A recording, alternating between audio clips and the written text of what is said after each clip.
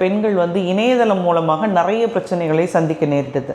அதாவது இப்போ நீங்கள் அதில் எதையாவது ஒரு சின்ன விஷயம் நீங்கள் போட்டிருந்தீங்கன்னா அதுலேருந்து துணுக்கு எடுத்துகிட்டு வந்துட்டு உங்களுடைய பேங்க் அக்கௌண்ட் டீட்டெயில்ஸையே வாங்கிட்டு பண பரிமாற்றம் பண்ணுறவங்களும் இருக்காங்க. அதுக்கப்புறம் வந்து பார்த்திங்கன்னா நிறைய நட்பு ரிக்வெஸ்ட் வரும், உங்களுக்கு ஃப்ரெண்ட் ரிக்வெஸ்ட் அண்ட் ஃபேஸ்புக்ஸு, இன்ஸ்டாகிராம் இந்த மாதிரி எல்லாம் இருக்கும். அதனால் வந்து இப்போ நிறைய பிள்ளைகளுக்கு அது தெரியுது.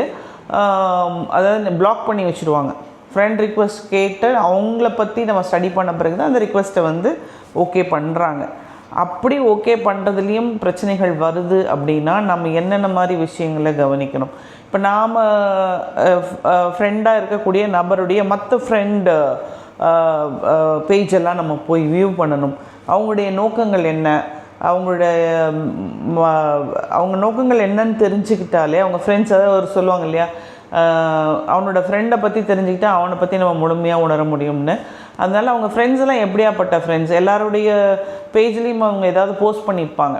ஒரு சிலர் வந்து தாவரங்கள் பற்றி போஸ்ட் பண்ணியிருக்கலாம், விலங்குகள் பற்றி போஸ்ட் பண்ணியிருக்கலாம், நாட்டு நடப்புகள், ஏன் இப்படி நம்ம நாட்டில் இந்த மாதிரியான விஷயங்கள் நடக்குது.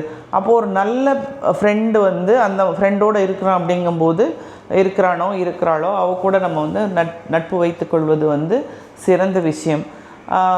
இல்லை அப்படின்னா என்ன ஆகும்னா, நாளடைவில் அவங்க மெதுவாக அவங்க வாழ்க்கைக்குள்ளே என்ட்ராகி அந்த நண்பர்கள், ஃபேஸ்புக் நண்பர்கள் என்ட்ராகி உங்களையே ஏதாவது பிரச்சனைக்குள்ளே கொண்டு போய் தள்ளி விட்டுடுவாங்க. அதனால் இந்த நட்பு வட்டாரத்தை தேர்ந்தெடுக்கிறதுல நீங்கள் மிகவும் கவனமாக இருக்கணும்.